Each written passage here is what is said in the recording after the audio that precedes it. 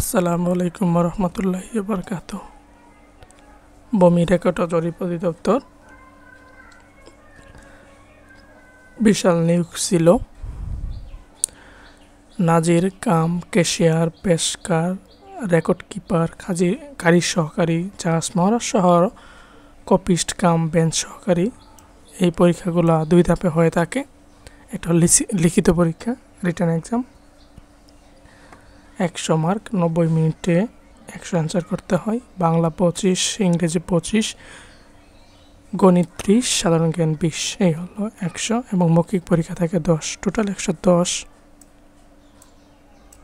এবং নাজির কাম ক্যাশিয়ার, পেশকার, খারিজ সহকারী, কপিস্ট কাম ব্রাঞ্চ সহকারী পদে লিখিত পরীক্ষায় উত্তীর্ণ প্রার্থীকে কম্পিউটার মুদ্রা টেস্ট অংশগ্রহণ করতে হয়।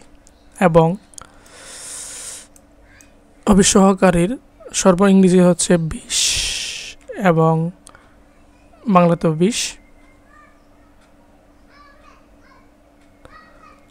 10 মিনিট বাংলাতে থাকে, ইংলিশ একইভাবে। নাজির কাম ক্যাশিয়ার, পেশকার 20-20 থাকে।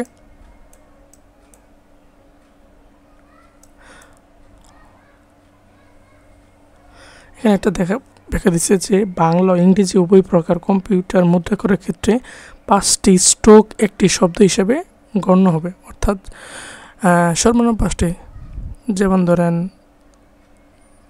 ইংলিশ, ENGLISH, এরকম।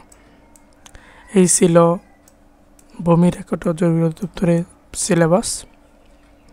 আপনারা ভালো করে প্রিপারেশন নেন ইনশাআল্লাহ।